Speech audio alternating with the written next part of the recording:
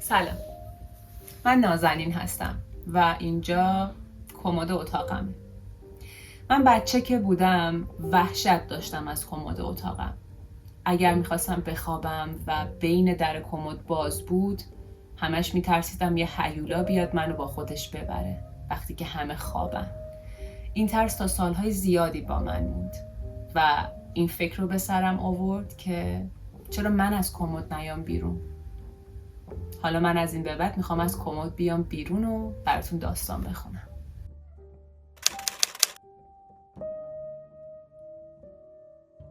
کتابی که امشب میخوام براتون بخونم اسمش هست دیگر تنها نیستی، نوشته استفانو بنی و ترجمه استاد محمدرضا میرزایی از نشر حرفه هنرمند هست.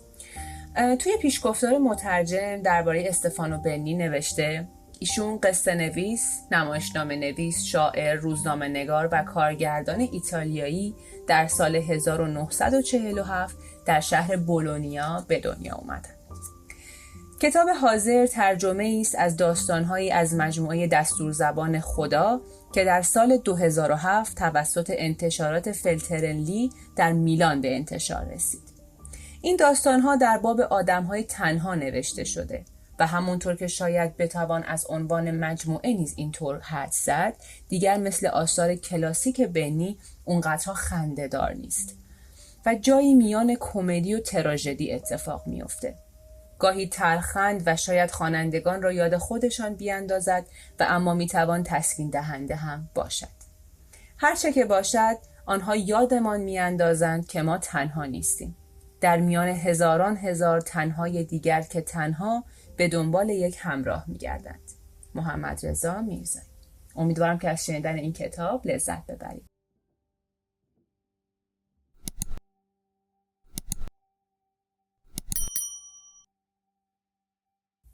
داستان این قسمت می توانید دوست صدایم کنید. دیگر به این عادت کردم. اما اگر حوصله شنیدن داستانم را داشته باشید، شاید بعد از آن اینقدر بی‌پروا به من توهین نکنید. خب، داستان من مثل همه داستانهایی که بد شروع می شوند، بد شروع شد. پدرم در زندان بود و مادر دیوانه و افسرده‌ام هم یک دفعه ناپدید شد. در 15 سالگی پسری بودم که در خیابان‌های مه‌آلود شهر پرسه می‌زد. عمویم تنها کسی بود که از من مراقبت می‌کرد. اما از آنجا که او یکی از آن عموهای درست کار نبود، خیلی درست من را به سمت کارهای نادرست هدایت کرد. او همه راه و روش و سبک شناسی و زیبایی شناسی هنر دزدی را به من یاد داد.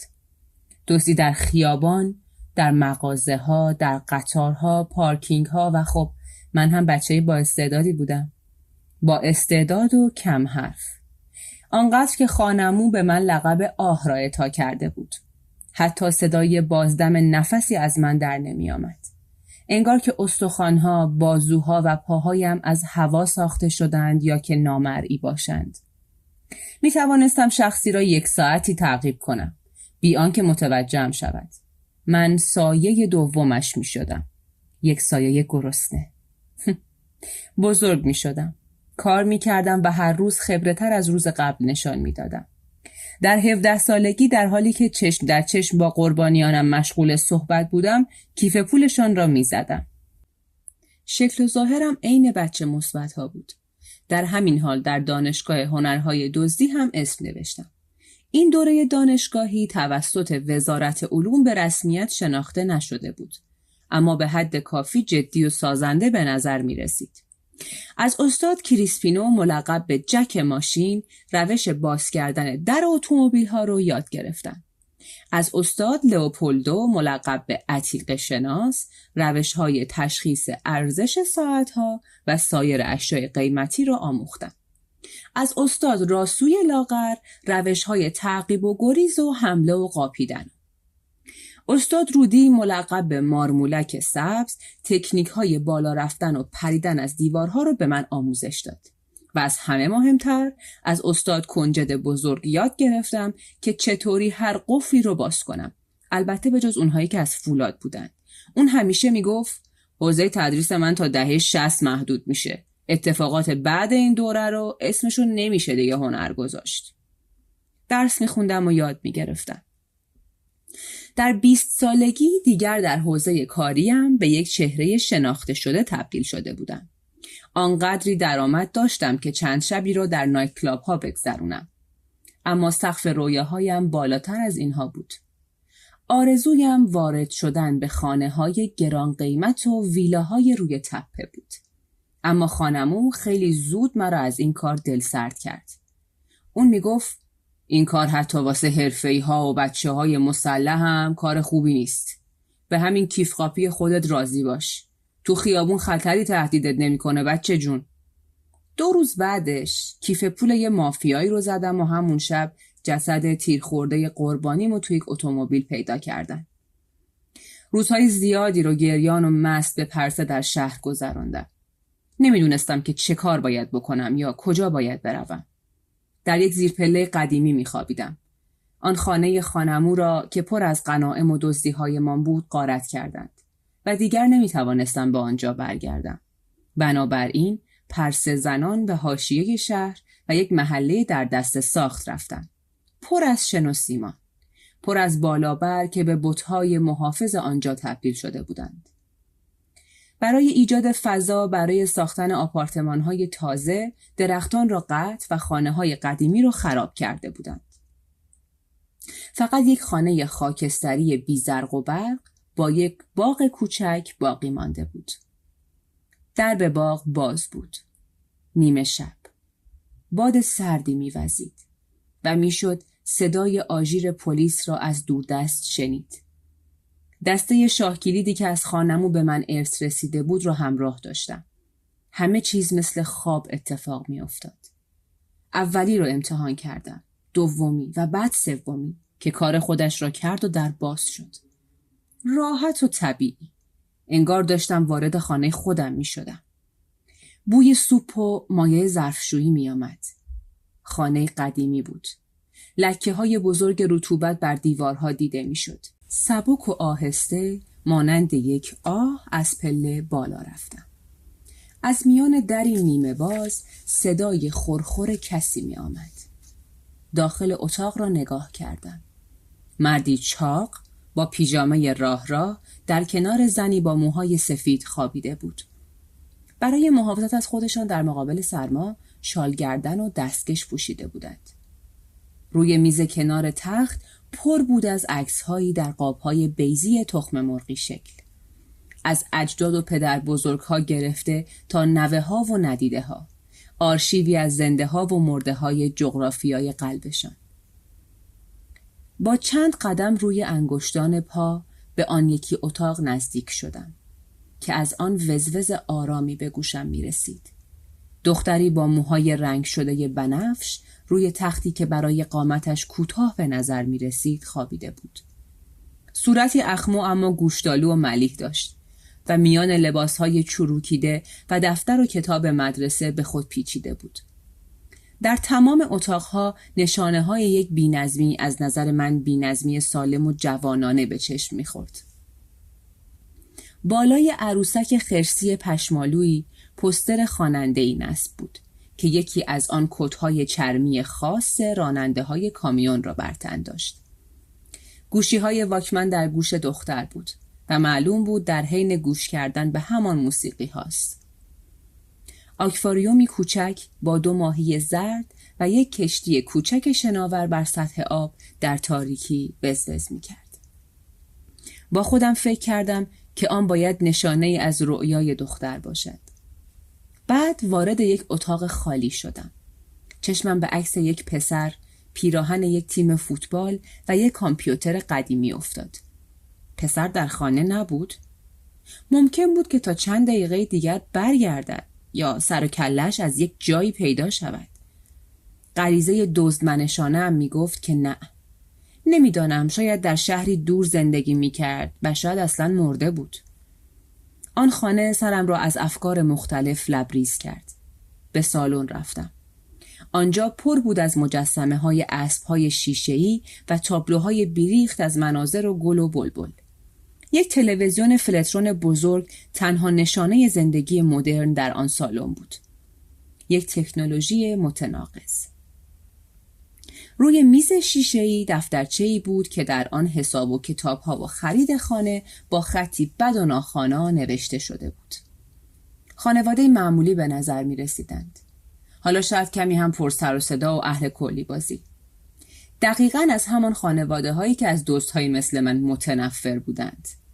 اما فعلا که در خواب بودند و به نظرم خوب می آمدند. فکر کردم حالا که در پناه رؤیاهایشان و حرارت مطبوع ملحفه هایشان بودند نمی توانستند به کسی بدی کنند. به آشپزخانه رفتم و در یخچال رو باز کردم. راستش گرسنم بود. کمی پاستای سرد و یک سیب خوردم. البته خیلی بی سر و صدا به رسم همیشه. احساس ترس نمی کردم. با آرامش قابلمه ها، بشقاب ها و قاشق و چنگال هایشان را وارسی کردم. قابلمه ها کهنه و در آتش سوخته بودند. در بین لیوان هایشان یکی با بقیه فرق می کرد. بین چنگال هایی که دنده های کج و معوج داشتند یک کارد مارکدار آلمانی نظرم را جلب کرد.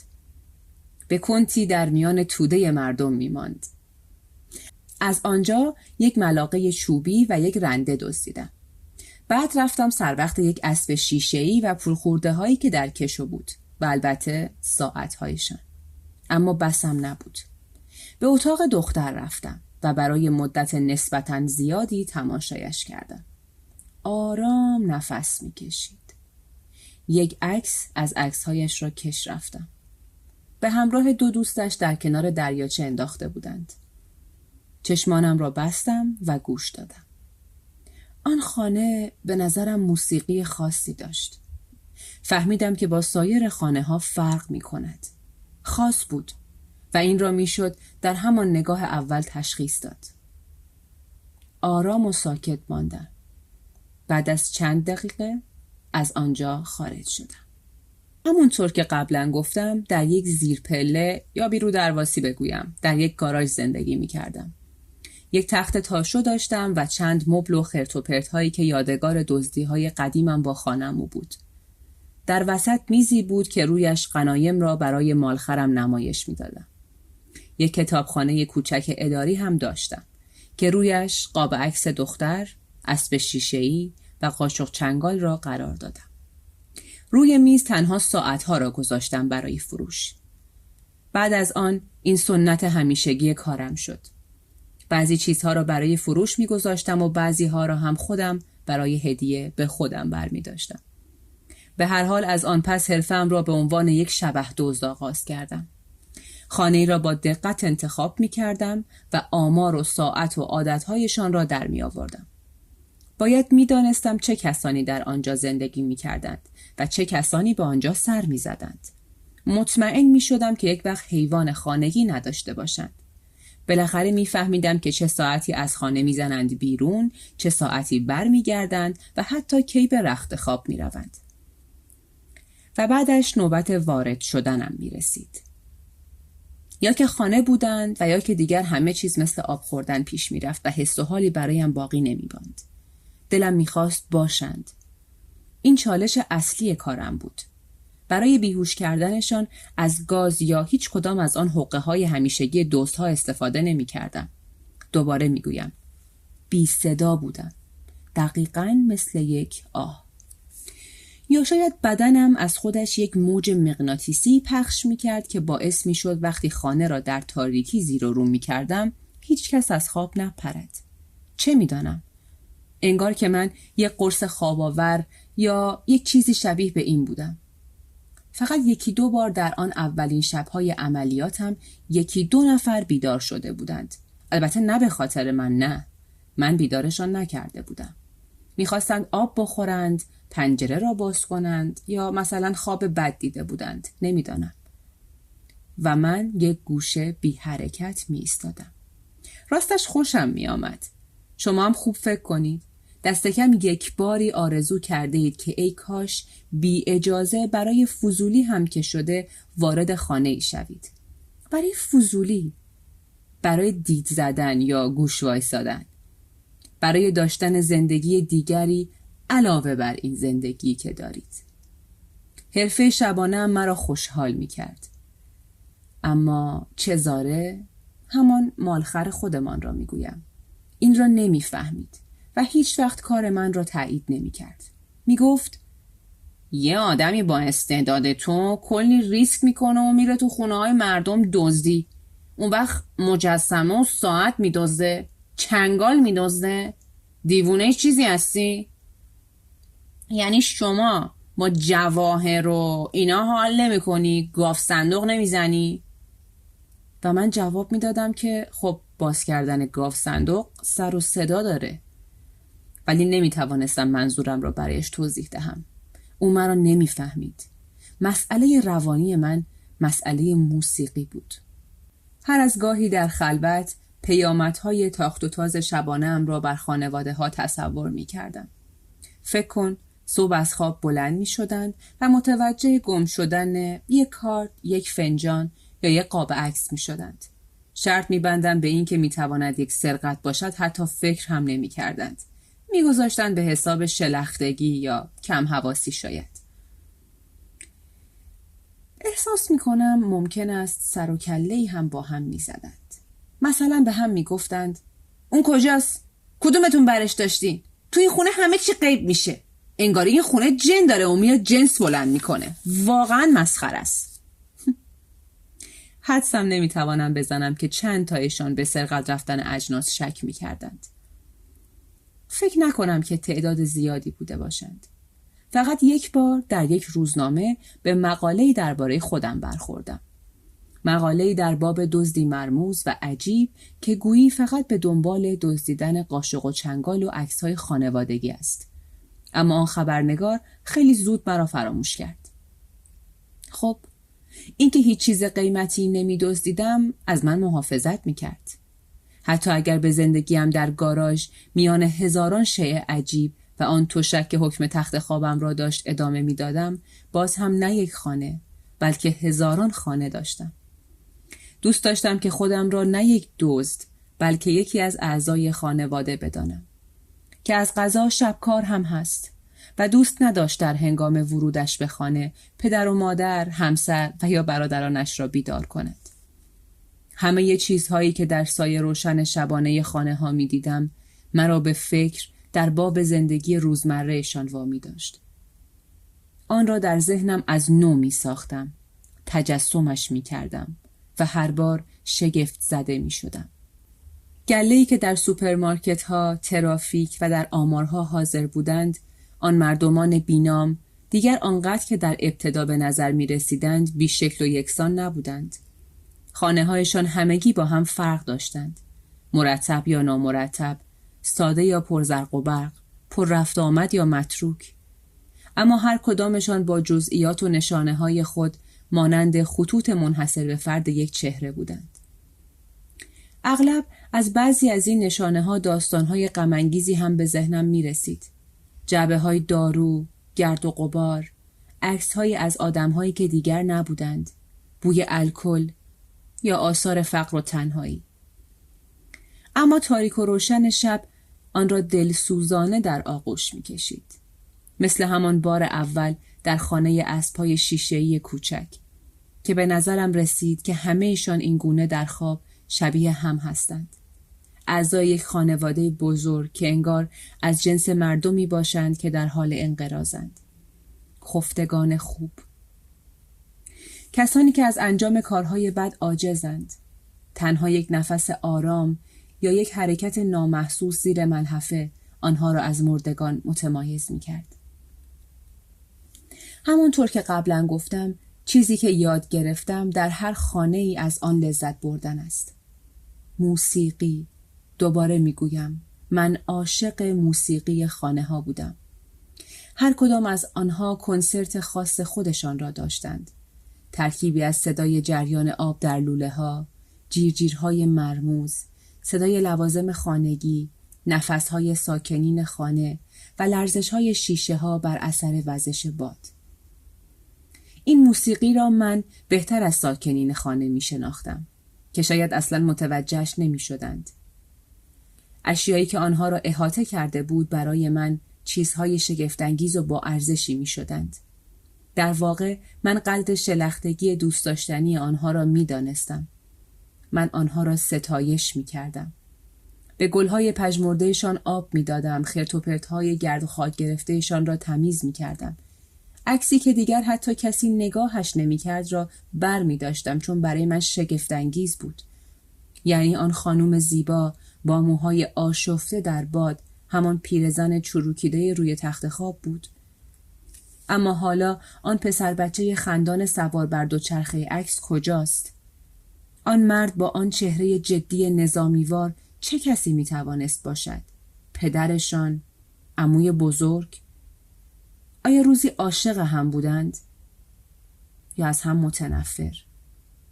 آیا همدیگر را حمایت کرده بودند یا نمیدانم. به نظر شما آن مرد حالا کجا می خوابید؟ برگه ها و نامه های عاشقانه‌شان را می خواندم و همینطور کتاب ها و قبض هایشان را. پسمانده غذا و خوردنانشان را می خوردم و چیزی که نبودش تابلو نمی شد را با خودم می بردم. و این گونه به دوست، رازدار، دزد و نگهبان خانواده تبدیل می شدم. با گذشت زمان به تدریج شجاعتر شدم و این باعث شد که قدری هم ریسک پذیرتر باشم. یک شب وارد اتاق یک نوزاد شدم و او درجا زد زیر گریه. شیشه شیر را در دهانش کردم. صدای پای مادرش را شنیدم که به اتاق نزدیک می شد و رو به نوزاد کردم، در چشمهایش نگاه کردم و گفتم ساکت، به من خیانت نکن، ساکت. او هم خیانت نکرد. درجا ساکت شد. یادم هست که یک دفعه هم در اتاق یک دختر بلوند کار از دستم در رفت. برای تماشای دختر کنارش نشسته بودم. موهایش بلند بود. از کنار بالش تا روی کفپوش ریخته بودند. موهایش را نوازش کردم. ناگهان چشمهایش را باز کرد و برای لحظه‌ای نگاهمان به هم دوخته شد. اما من در چشم به هم زدنی ناپدید شدم. دختر حتی جیغ هم نزد. شاید فکر کرده بود که رؤیا بودم. یک موجود از عالم خوابهایش. هر بار بی‌پرواتر گوشه‌ای مخفی می شدم، بی حرکت می ماندم و به صحنه‌های ملت گوش می دادم.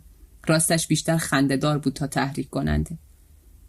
یک شب طوطی قرمزی مرا دید و صدای گوشخراشش کل ساختمان را برداشت. شب دیگری پسری را در اتاقش غرق استفراغ و بیهوش پیدا کردم. تمیزش کردم، در تخت خواب قرار دادمش و آنقدر صبر کردم تا نفسهایش به حال بیاید، طبیعی شود. از حال خوبش که مطمئن شدم بعد رفتم. راستش را بخواهی کمی شبیه هم بود، هم سن و سال خودم. خانه هایی بودند که بیشتر دوستشان داشتم. جاهایی که دیگر 2-3 باری بهشان سر زده بودم. چندهایی بودند که با پررویی تمام از پنجره یا از تراس واردشان می شدم. عین صابخانه ها. اما خب از مابقی می ترسیدم. آنهایی که به قفل و زنگ خطر مجهز شده بودند موسیقی پس زمینه سرد و بیروحی داشتند. بنا را بر این تصور گذاشته بودم که آن خانه ها منتظرم هستند، که یکی هست که برایم غذا آماده می کند و متوجه قدم های آرامم هست، که ساکنین خانه مخصوصاً اشیایشان را روی دست می گذارند تا من یکی از آنها را انتخاب کنم و با خودم ببرم. مثل تعارف کردن یا هدیه. شاید به آنها این اطمینان خاطر را می دادم که چقدر خوب است که همه بدیهای دنیا تقصیر یک نفر باشد. تقصیر من. یک دزد شبکار خرده پا. اما سرنوشت به شکلی رقم خورد که شانس، یار و همراه همیشگیم، روزی دست از یاریم برداشت. مالخر یک دفعه گفت که از کار با من خسته شده. تغییر سیستم داده و زده به خط دزدی خانه‌های ویلایی، تابلو، جواهرات، کلکسیون‌های رولکس، از همان‌هایی که همه می‌خریدند. ساعت و قاشق و چنگال‌های نقره من دیگر به کارش نمی‌آید.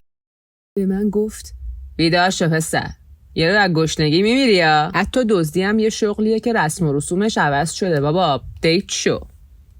بنابراین برای یک مدتی تصمیم گرفتم که از خانه ها دوری کنم. کیف پول میزدم، ماشین ها رو باز میکردم. موجودی خرید دستگاه های شکلات و نوشیدنی رو خالی میکردم. اما شبها بیقرار در مترو بار پرسه میزدم. دنبال یار میگشتم. اما این جستجو خیلی موفقیت آمیز نبود. اولینشان به محض اینکه فهمید کار و بارم دزدی است مرا ترک کرد. دومی هم گفت که اگر واقعاً عاشقش هستم باید برایش یک کت پوست بدزدم. و دزدیدم. اما آن کت پوست از آن حیوانی که او دوست داشت نبود. این قصه هم تمام شد. احساس تنهایی می کردم. اگر از جلوی خانه‌ای که قبلا واردش شده بودم می گذشتم نظرم می رسید که دارد صدایم می زند. انگار در انتظار بازگشتم است. بنابراین تصمیم گرفتم که از نو شروع کنم. به اولین خانه‌ای که در آن به عنوان دزد وارد شده بودم برگشتم. شاید همانی که بیش از ما بقی دوستش می داشتم. زوج در تخت خواب، آکواریوم در حال وزوز و اسب‌های شیشه‌ای کوچک سر جایشان بودند. اما دختر موبنفش سر جایش نبود. و اتاقش کثیف، نامرتب و خیلی بوگندو به نظر می رسید. زیر بالشش یک جعبه قرص خواب‌آور و یک دفترچه پیدا کردم. روی یکی از برگه‌های دفترچه یک قلب کشیده شده بود که از آن خون می‌چکید. این نوشته در کنارش بود: چرا این زندگی کثافت؟ همه جوانیم را ربوده. همه جوانیم را دزدیده. می‌خواهم از اینجا بروم. صدای پا آمد. در تراس قایم شدم. همان دختر بود که با سر و صدا و مست داشت به اتاقش باز می‌گشت. پدر از خواب پرید، دعوا شروع شد. صدای گریه‌های مادرش را می‌شنیدم. 2-3 ساعتی در حالی که به خودم از سرما میپیچیدم همانجا ماندم. به ماهی‌ها غذا دادم و یک 50 یورویی هم روی میز گذاشتم. در زمستان کسب درآمد از شبکاری‌ها بسیار سخت‌تر شده بود. یخ روی زمین باعث قژقژ کفش‌هایم بر سطح می‌شد و تازه مردم هم از خانه‌هایشان بیرون نمی‌آمدند. ساکنین خانه‌ای که واقعاً عاشقش بودم یک سگ خریدند. یک دیو سیاه که رو به من پارس می‌کرد. در خانه دیگری که در آن پیرمرد کلکسیونر تمبر زندگی می‌کرد با میله‌های آهنی روبرو شدم که یک نوشته: این ملک به فروش می‌رسد. به چشم می‌خورد. آشفته بودم. به نظرم می‌رسید که چیزهای سابق دارند تغییر می‌کنند و کاری هم از من بر نمی‌آید. مالخر هم تهدید کرده بود که یا از دیواره دزدی‌هایش فرار می‌کنم، درست دزدی می‌کنم، یا باید کلاً این کار را بذارم کنار چون از من خرید نخواهد کرد. بنابراین تصمیم گرفتم که به خانه مرد تپانچه باز برگردم. هرچه که بود اسلحه را روی دست می‌بردند. شبی که به آنجا رفتم باران می‌بارید. صدای باران و رعد و برق به کمکم آمده بود که آرام وارد ویلا شوم. ویلا کوچک بود، به سبک خانه‌های دهه 30، پوشیده از گیاه مگنولیا که انگار نگهبانی می‌کردند. اعلانی نزدیک ویلا نصب شده بود که انگار مراقب سگ‌ها باشید. ولی من می‌دانستم در آن خانه خبری از سگ نیست. برای آن مرد اسلحه‌ها حکم سگ را داشتند. سریع فهمیدم که قفل خانه را عوض کرده. مثل اینکه دزدی‌های قبلی هم به او هشدار داده بود. یک زنگ خطر گران قیمت و البته ناکارآمد هم نصب کرده بود که 3 سوت خنثیش کردم. بعد دنبال کلیدی گشتم که این قفل تازه و پیشرفته را باز کند. یک 50 کلیدی را امتحان کردم تا باز بشود. نشد که نشد. چرخی دور خانه زدم. تمام پنجره‌ها حفاظهای آهنی داشتند. اما قبلاً متوجه یک پنجره کوچک شده بودم که مال انباری بود. یک پنجره قدیمی و مستهلک که به سادگی بازش کردم. پریدم پایین. محتویات انباری عبارت بودند از یک مشت عنکبوت، یک خروار مجله نظامی و یک آبگرمکن قدیمی. از پله‌ها آرام آرام بالا رفتم. یک نور دیدم. یک نور کمسوی زرد که از زیر در به چشمم می‌خورد. آن مرد انتظارم را می‌کشید. ساکت ماندم. صدای سرفه آمد. پشت در تجهیز شدهش کمین کرده بود. شاید صدای کلیدهایم را شنیده بود. نمیدانم. می توانستم به سرعت فرار کنم، اما این کار را نکردم. باید با حس تنفر آکنده در آن خانه و موسیقی وحشیش روبرو می شدم. در انباری را باز کردم. فکر کنم که در عمرم هیچ وقت به آن ساکتی نبودم. چند قدمی در راه رو برداشتم و دیدمش. یک مجله برداشتم و به پشتش پرتاب کردم. مثل قرقاول شروع کرد به بال زدن. او چرخید، 3-4 باری چرخید، به سمت دیوار و به سمت هر سایه‌ای که میدید شلیک میکرد. من هم برای مقابله اشیاء دیگری به سمتش پرت کردم. او داد میکشید: حرومزاده، میکشمت. به عقب برگشتم. از پله‌ها به سمت انباری فرار کردم. میخواستم باز هم از همون پنجره کج انباری فلنگ را ببندم، اما به سکوت غریب آن لحظه شک کردم و البته بعدش به صدای قدم‌های آرام بر روی شه. فهمیدم که آن بیرون انتظارم را دارد میکشد. هرچه بود تنها از آنجا میتوانستم خارج شوم. شکارچی خوبی بود. احساس یک بازنده را داشتم. اما ناگهان آخرین ترفند ممکن به ذهنم رسید. مانند یک حیوان زخمی شروع کردم به آه و ناله. داد زدم: کمک! منو زدی، دارم میمیرم، خواهش میکنم کمکم کن، داره ازم خون میره، به پلیس زنگ بزن، هر کاری میخوای بکن، فقط کمکم کن. صورتش در پشت پنجره پیدا شد. انباری به شکل حرف ال ساخته شده بود و من گوشه دیوار پشتی قایم شده بودم تا نتواند مرا ببیند. 4-5 باری بی هدف به داخل اتاق شلیک کرد. بعدش تپانچه را از نو پر کرد و باز شلیک کرد. عربده کشید: دیگه گیر افتادی حرومزاده. ساکت بودم. 2 کار می توانست بکند: یا فوراً به پلیس زنگ بزند و مرا تحویلشان دهد، و یا اینکه به پایین بیاید، با دشمن زخمی چشم در چشم شود و کار ناتمام را تمام کند. و خب همانطور که حدس می زدم راه دوم را انتخاب کرد. صدای پایش را شنیدم که وارد خانه شد. به سمت انباری آمد. میدوید، نفس میزد. من که سالم بودم، بنابراین در چشم به هم زدنی از پنجره پریدم بیرون و دوان از باغ گذشتم. صدای فریادش از شدت عصبانیت از نو بلند شد. در میان راه بودم که با آخرین شلیکش پایم را زد. پشت سطل‌های بزرگ آشغال مخفی شدم. درد داشتم. میدیدم که آرام آرام به قصد شکارم می آید. پیدایم نکرد.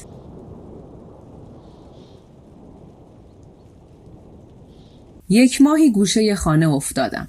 بعد زخمی بود. آن شارلاتانی که درمانم می کرد گفت که برای یک مدتی لنگان راه خواهم رفت. یک مدتی که شاید همیشه. یعنی خداحافظ قدم‌های سبک گربه‌ای. سحر باطل شده بود. بله. جادویی که به من قدرت رفتن به آن خانه‌ها در سکوت مطلق را میداد از بین رفته بود. برای اولین بار فکر کردم که شاید دوستان شبانم از من متنفر بوده باشند. دزدی‌هایم باعث شده بود که دعوا کنند. باعث شده بود که بین آنها بذر خشم و ترس پاشیده شود. من امنیتشان را از بین برده بودم. آن یک ذره آرامشی که با زحمت به دست آورده بودند دود شده بود. خب من یک دزد بودم. پس تا به آن موقع فکر می کردم که چه باشم؟ من دزدم. اما این احساس خیلی با من نماند. همانطور که زخم پایم بهبود پیدا می کرد، افکارم هم تازه می شدند. به عکس هایی که دزدیده بودم نگاه می کردم. تصاویری که به خانه های مخفیم تعلق داشتند. آنها را در هنگام خواب تصور می کردم. صدای نفسهایشان را می شنیدم و عطر و سر و صدایشان را حس می کردم. نمی توانستم با خودم کنار بیایم که دیگر هرگز آن موسیقی را نخواهم شنید و رازهای کوچک آن زندگی‌های ساده را کشف نخواهم کرد. زمان گذشت و من دیگر خودم را مثل سابق شکست ناپذیر نمی دانستم. اما باید باز هم شهامت به خرج می دادم و بنابراین تصمیم گرفتم که از خانه مورد علاقه ام شروع کنم. بله، همان خانه‌ای که اولین بار به آنجا رفته بودم. خانه اسب‌های شیشه‌ای کوچک و دختر موبنفش. نیمه شب به نزدیکیش رسیدم. چراغ‌هایشان هنوز روشن بود.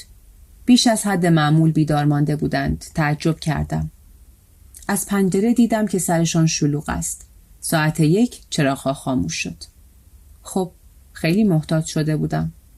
ساعت 3 وارد خانه شدم و به محض ورودم متوجه تغییر چیزی شدم.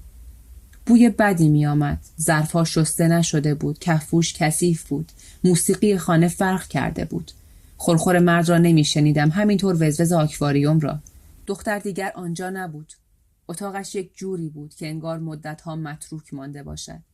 قفسه ها و میز کوچک را از آنجا خارج کرده بودند. پوسترها از دیوار کنده شده بود. آکواریوم هم خالی بود و بوی گوه میداد. روی تخت نشستم. افکار به سرعت به سراغم می آمدند. به سالن رفتم. اسب‌های شیشه‌ای هنوز آنجا بودند. تلویزیون هم سر جایش بود. اما یک چیزی به من می گفت که هیچ چیز مثل قبل نیست. یخچال را باز کردم. تقریبا خالی بود. یک بطری شراب کهنه نیمه کاره، یک پنیر رنگ پریده و بوگندو و هیچ در یخچال پیدا نمی شد. تشویش تمام وجودم را فرا گرفت. به سمت اتاق خواب رفتم. از بیرونش نمی توانستم صدای نفسهایشان را حس کنم. آنجا بودند؟ همه رفته بودند با هم؟ یا دختر آنها را تنها گذاشته بود و آنها هم از غم و غصه او دق کرده بودند و مرده بودند؟ نمیدانستم. روی زمین نشستم و گریه کردم. مدت زمان خیلی طولانی فقط گریه کردم. در خانه هم یک اتفاق ناگوار رخ داده بود و من آنجا نبودم. من آنها را به حال خودشان تنها گذاشته بودم و به موقع برنگشته بودم. بعد آنجا می بودم. اما رهایشان کرده بودم و آن خانه دیگر همان خانه سابق نبود. دیگر آن موسیقی قدیم به گوش نمی رسید. رفتم و روی تخت خواب دختر دراز کشیدم. به سقف، لکه های رویش، دیوارهایی که دیگر لخت شده بودند نگاه می کردم. هوا سرد بود. کفشهایم را در آوردم و بی آنکه نگران سر و صدا باشم پتو را رویم کشیدم و منتظر ماندم.